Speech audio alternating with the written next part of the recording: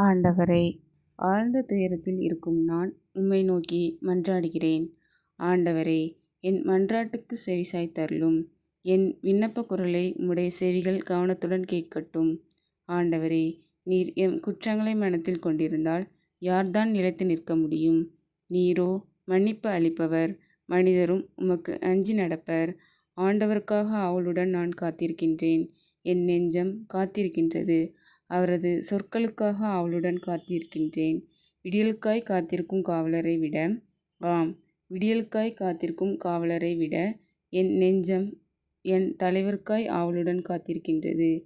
இஸ்ராயேலே, ஆண்டவரையே நம்பியிரு. பேரன்பு ஆண்டவரிடமே உள்ளது. மிகுதியான மீட்பு அவரிடமே உண்டு. எல்லா தீவினைகளினின்றும் இஸ்ராயேலரை மீட்பவர் அவரே. ஆமென்.